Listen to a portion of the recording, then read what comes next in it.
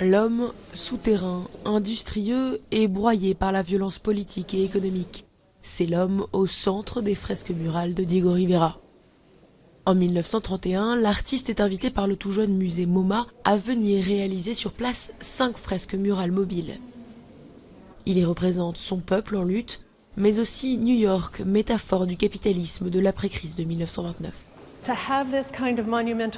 Ce genre d'architecture monumentale entraîne la dépossession des citoyens les plus pauvres de la ville et l'accumulation des richesses par les plus fortunés. C'est un message très fort. Un message d'actualité que le MoMA a tenu à montrer à nouveau 80 ans plus tard. Et cette continuité n'échappe pas aux visiteurs. Sur les peintures, New York est en pleine expansion, mais la majorité des habitants ne va pas bien, comme aujourd'hui. Diego Rivera, le communiste militant, et New York, la ville verticale, berceau du capitalisme américain.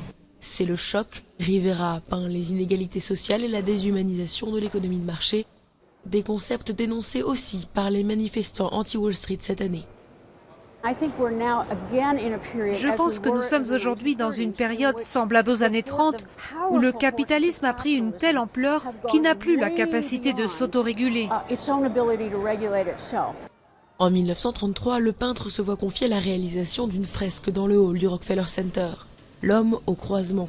Il y représente Lénine et fait scandale.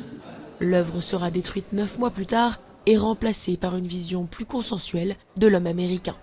Rivera utilise l'art comme moyen important d'expression politique. Ces formes d'expression sont moins accessibles aujourd'hui. Il est peut-être plus difficile d'exprimer un point de vue politique dans l'art qu'à l'époque de Rivera.